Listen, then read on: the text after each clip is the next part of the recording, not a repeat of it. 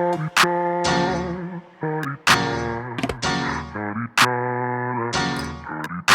out the way. Who got a watch? Who got the time? I'm raising the clock. Even in my feelings, grind don't stop. Got big dreams, want big rocks. I got plans, you got talk. Heard it's real cheap, but it's really gon' cost. I'm tryna get these ends, building empires with my friends. I'm about handling my business. No time for stress over bullshit. You think success is an option? I'm tryna get this shit poppin' like woo. Big moves, my rules. Y'all heavy on the tweeting. I'll disappear a whole season like woo. Who said they looking for me? I'ma make. Hey DMarie TV family, so I am reviewing season 6 reunion part 3. Everything I say is in my opinion. It's alleged and it is for entertainment purposes only. So the third part of the reunion kicks off. It's a continuation of the conversation between Mel and Betty, Stormy's mother. And what I will say is this: Betty is a sad excuse for a mother. She's a sad excuse for an elder. She's very immature and she doesn't have any class. It's no reason for her and Melody's past to ever cross. I would hope that Carlos King understands that this should be a one-time thing. Whatever he's trying to do with the mothers and Mel, it's not going to work. Mel is not really checking for Betty, and at this point she's not really checking for Stormy. It's not a good fit. You know, it's no reason that they can't be cordial and film together when it's necessary, but I don't necessarily see Stormy and Melody being close like that because there's still questions about Stormy's intent towards Mel, period. You know, there's questions about her relationship with Ariana, and there's just no reason for Melody to introduce that kind of chaos into her world. She doesn't need to deal with it.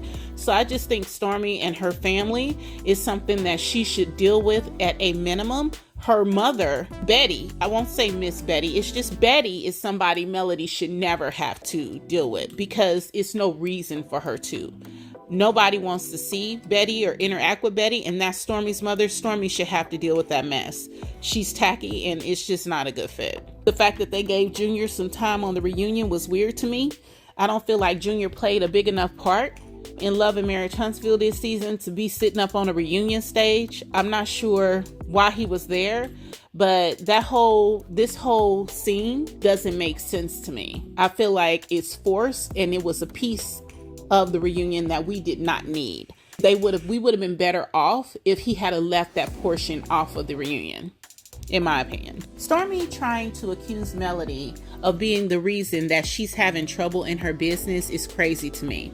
If anybody wants to vet this story that she's telling, go to the Better Business Bureau and look at the dates of those complaints. They will not align with what she's talking about as far as that Facebook incident. It's not like this incident happened on Facebook and people started complaining about her business. People have been complaining about Stormy not delivering their products after they paid for them way before this ever happened. So Stormy's full of shit.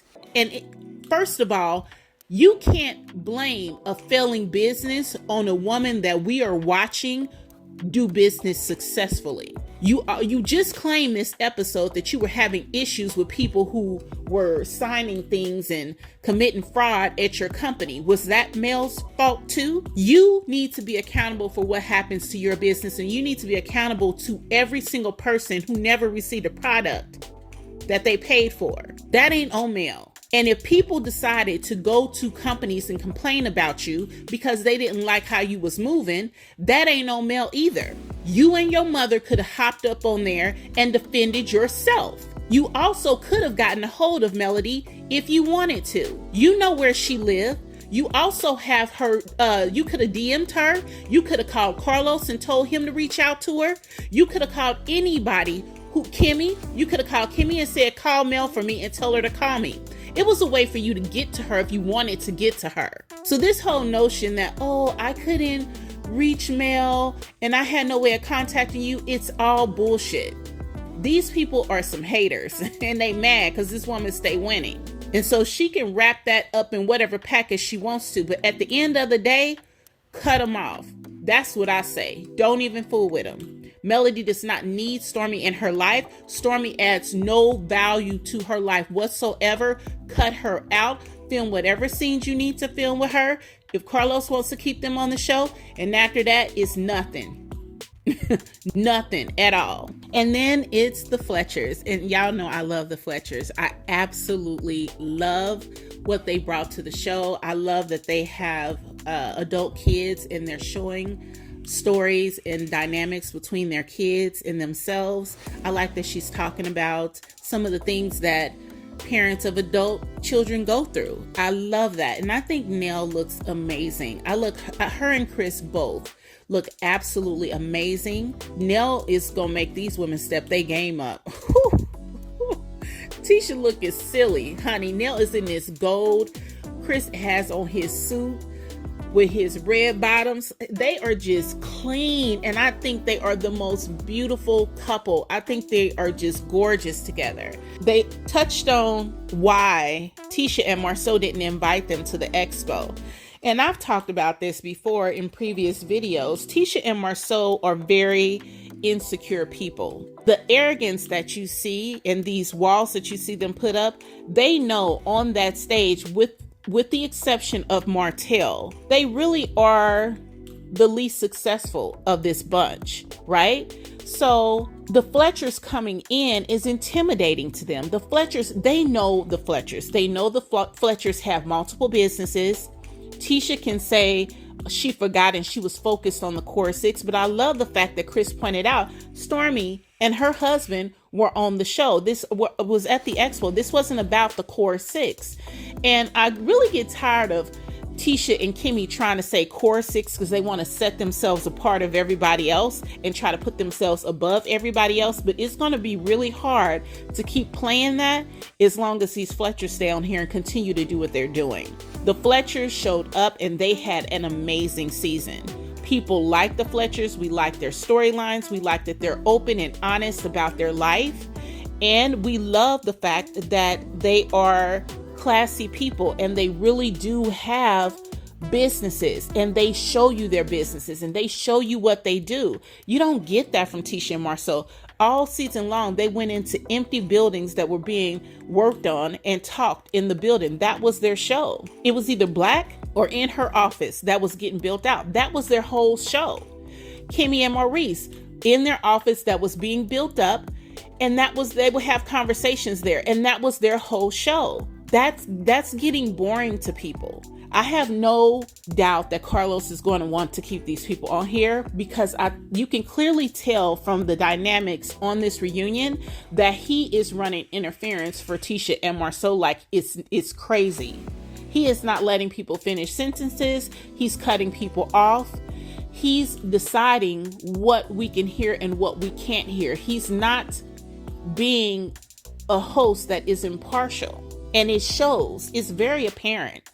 So he can run all the interference that he wants, but you can see why they didn't invite the Fletchers. They would have showed them up at their own expo, and Tisha and Marceau were not going to risk that. They weren't the most successful people there. And so they're not going to risk that. And as the year goes on, you're going to start to see more come out about lawsuits and them losing contracts and things like that. It's out there. So they can't compete with the Fletchers. They're not on the same level as the Fletchers. They're not on the same level as Stormy, and they're definitely not on the same level as Mel. So that's why she didn't invite them. She is always concerned about being outdone. And she's always concerned about how she looks in comparison to other people. And if they want to play to that for her, that's fine. But the Fletchers themselves came in this season and they killed it. They have a fan base. People love them. And we can't wait to see more next year. So Carlos King, as we know, he's just infatuated with affairs. I don't know what took place in his household growing up, but he is just engulfed with affairs and people who cheat. It's just weird. But essentially he goes right in on the Fletchers and he says, Nell, how did you find out Chris was cheating? And so she said someone told her, and she kind of went into what happened But essentially, she just said, I forgave him. I love the man. I forgave him. And that's just how it goes. A lot of people deal with infidelity in marriages and in relationships, period. It just is what it is. But in that instance, it's really up to the person who was cheated on to kind of decide what they want to do with that. And she decided to stay with her husband. I think it's kind of, I understand that he's just asking it to kind of, say what has happened. But I think it's kind of crazy to bring it up for them all the time because it's history. They overcame it. They're past it. So I don't know why that would be something that he brings to the forefront all the time. It's kind of odd to me that Carlos is always so fixated on cheating. And Carlos is not supposed to be the focus of the show, and he's starting to put himself in it so much and interject so much of himself in it that he's almost becoming like a cast member. You know what I mean? I just feel like it's time for someone else other than Carlos King to host these reviews. He's no longer doing the review justice. So they then start to discuss the Houston trip. And of course, first Carlos wants to talk about the lady that came to the house at 2:30 in the morning for Martell. Now, Martell is the perfect example of a person who, once you tell a lie, they got to keep lying. And then when you tell all these lies, you forget what you said. He's just a liar. And you can see it. And I don't understand why he can't see that people can see straight through him. He's already told the lie that he's not in a relationship, right? But we know he's lying, and he is in a relationship with Ariane. He just won't publicly claim her, or at least he wasn't at that moment. So he said he's single, but he has to lie about why the woman came to the house at 2:30 in the morning to have sex with him, because he knows he really is in a relationship with Ariane. But he told us he wasn't, and he told Ariane he was. So he has to worry about what he says so Ariane won't go crazy and trip out on him. Because at this point, they need each other. They both broke down, ain't got nothing going on, scrambling, barely making ends meet. So they are depending on each other. So he can't have her, who cleans his house and does all this stuff, probably helps with food and stuff, mad at him. He needs her. So he then says the woman came to give him a massage. What? There is no massage therapist coming to anybody's house at 2:30 in the morning to give him a massage. And Kimmy said on the show she heard somebody having sex. So Kimmy knows that that's a lie. Did Kimmy say something? Absolutely not. Absolutely not. If you are a single man, why wouldn't you just say, I wanted some company, I spent some time with a friend of mine, that was it. He can't do that because he is lying. And that's what's so frustrating about Martell. He gets caught up in all these lies, and he doesn't even know that people remember all the things he says and all the things that he's done because it's on video. So he looks at Mel and says, when Mel said she was with someone for 4 years and never had an orgasm, he's like, you said that on television?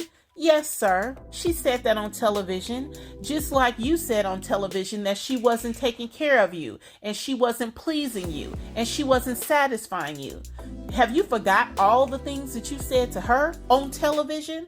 So yeah, she said it on television, on national television. She said your D is trash.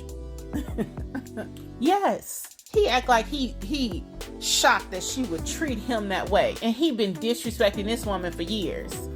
It's crazy. So Carlos asked Nell, why do you think Martell gets so offended when you defend Mel? And here goes Martell, because she always coming for me and she never talks about when Melody cheated. And he goes back into his whole spiel about Melody cheating. He can never say with who. He can never name what happened. He can never explain what happened.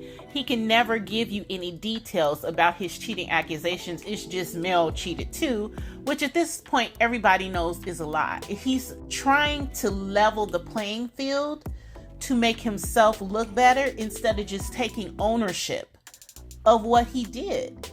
And I don't think he's ever going to do that because he is solely focused on trying to defend himself. And you're trying to defend the indefensible. You can't defend your behavior or your actions. You just can't. Mel just basically says, you're a liar. Like, why do you just pull stuff out of air? And then he starts screaming like he always does. Oh, don't call me a liar. I ain't a liar. He is a liar. And everybody knows that about him. And I think this is why he's struggling so much. People don't want to be involved with people like this. Like, you have to trust people that you enter into contracts with and who you work with or who you do business with. And he just gives off untrustworthy, period. It's a character flaw. And so until this man decides that he's going to get himself together and start being accountable and mature and grow as a man, this is where Martell is going to be stuck, period. So they talked to Chris Fletcher about him letting Martell talk to Nell in any kind of way. And his answer just really doesn't suffice for me. He doesn't seem to get that Martell is disrespecting his wife. But, if he's okay with that, he's okay with that. I feel like Nell can kind of hold her own. But I feel like Chris should step up and defend his wife. And Melody says she told Chris before that was just disrespectful. And it is. But Martell's not going to change because he's incapable of controlling his emotions. He just explodes all the time, and that's what he does. That's who he is. And until he changes that and gets some anger management, that's what he's going to do. They also spoke to Kiki about her coming on the show. Was this her deciding the show over her relationship with Tisha? And she blatantly states, listen, it was always a plan for me to come on the show. She switched it up. And Tisha then pulls the Destiny. I know where the bodies are buried. Yeah, you know what I mean? Like, no, I didn't want her to come on the show because she has things in her life that I didn't want to come out for her. Kiki says it's infidelity and the prescription drugs. And she's like, and I've never taken any hardcore drugs, period. Martell, is that it? Is that it? And Marcel and Tisha go, no, we know more, but we're not going to say nothing. We heard this before. This is the same tactic that was used against Melody. And essentially what it turned out to be was Martell had lied about the revenge P, probably showed most of this cast that. I'm sure he showed Destiny. And then they got on the stage and was saying, I know where your bodies are buried. I know things about her, but I don't want to say it. And Maurice is like, don't say that, Destiny. Don't say that, Destiny. So what did Destiny and Maurice know? And the likelihood is Martell told them that Melody cheated on him, and there's a possibility that he showed them that Revenge P video as proof of that. Okay? So I'm not with this whole, there's other secrets and I'm not going to tell it. If you weren't going to tell it, you shouldn't just have discussed the secret. If you're going to say you know something about someone, you on reality TV, tell it. She's asking you to tell it. Tisha and Marceau are so hell-bent on trying to treat this woman like they're better than her. And they're not. They're not. They've been given an opportunity on Love and Marriage Huntsville, and because of this opportunity and this platform, their life has gotten better year over year over year. More opportunities have come their way. They got businesses, and people became familiar with them and wanted to enter into business with them because they were on this show. The same thing will happen for Kiki. The more that she gets exposure on this show, opportunities will come her way if she stops focusing on her relationship with Tisha. Let that be. There's no reason to even be pushing to mend that. It's not. She'll be better off focusing on her life completely separate from Tisha and using this platform to better herself, her family, her children. That's what Kiki should be focused on. She's too worried about the fighting with Tisha, and she's not focused on how do I use this platform to better me? What are the opportunities that I can gain from this platform? And that is what she should be doing. And I don't feel like she does that enough. She also engages too much on the internet, and she talks too much on the internet. She needs to pull back from doing that as well. She needs to focus on leveraging this opportunity and turning her life around for the better. because I think very quickly she can shift this and get it in better position. And one thing Tisha is not going to want to see is her winning. Once she stops fooling with Tisha and stop making Tisha a thing in her mind and just filming together when they have to film together and ignoring her when they need to ignore each other. And as she starts to grow and get better and pull herself up a bit, Tisha's then going to be intimidated by that. She does not want that. Right now, she loves the fact that she feels like she can look down at Kiki. But once Kiki gets back on her grind and she starts excelling and she starts winning, Tisha's not going to be able to handle that. She's not going to be able to handle that because she's been in that space before when Kiki was on top and she hated it. And now she's reveling in the idea that she is now the one on top. She does not want Kiki to have no shine, not within the family, nowhere. That's why she does not want Kiki on this show. Then they go to break, and while they're on break, Kiki tells Marceau, "You one-line bitch." And he's like, "Well, come get me." And Tisha's like, "I bet you won't cross this line over here. You wasn't saying that when she flipped that drink on you." I can't stand that about Tisha. She knows when it's security and there's no way that anything can pop off. She's talking trash. But when she's there and given the opportunity to flex in real time, she does nothing. And that just drives me crazy. I don't like people who try to act like they Billy Badass, but then when it comes down to get with it, you have nothing to give. And if she had came across the room and tried to take her head off, everybody would have said, "Oh, Kiki's awful." The way that Tisha antagonizes people is she needs to stop doing that because not everybody's going to keep letting her get away with that. So then they address Tisha and Marceau and the whole pregnancy testing. I think this is a totally made up storyline. I think it's just them talking about nothing. But essentially, Tisha says that if Marceau cheated, she's out. He says if she cheats, he's out. She's not pregnant. And that's that. I don't really have too much to say about it because I think it's fake. And so essentially, that kind of concludes it. Carlos basically gave them all kudos for having what he says is one of the best reunion shows. I think in totality, this was really a good reunion. Part 3 for me kind of faded a little bit. In my opinion, it wasn't as good as the first 2. And I think a lot of that is because they were talking about things that weren't really interested to me. The Tisha pregnancy stuff, her and Kiki, that Martell and Melody cheating, those weren't topics that were interesting to me. I wish they would spend some time talking about the business side of things. What are you guys doing next? What do you have going on? What do you have? What's happening in your business? What are you guys doing?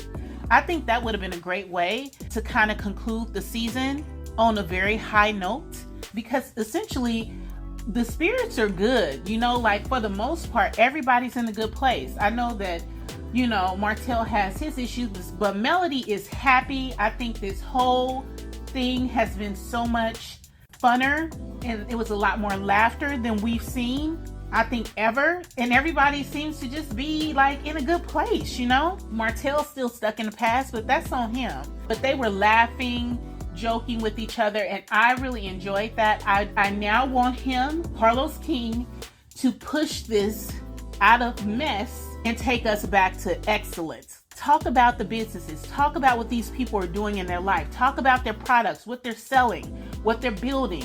I want that part. And I think once they incorporate that more, then hopefully it'll be a better, season for season 7. What did you all think? Did you like this reunion? Do you feel like everybody's really getting along better? And how do you feel about everybody getting along better? Drop me some comments. Let me know your thoughts on the reunion. Like the video and please subscribe to the channel. You guys, subscribing to the channel helps me get this video and my videos in front of more people, and it helps me grow the channel. So like it, subscribe to the channel, share the video, and hit the notification bell so that you're made aware every time I drop a new video. Talk to you guys soon. Get out the way, who got a watch, who got the time, I'm raising the clock. Even if my feelings grind don't stop, got big dreams.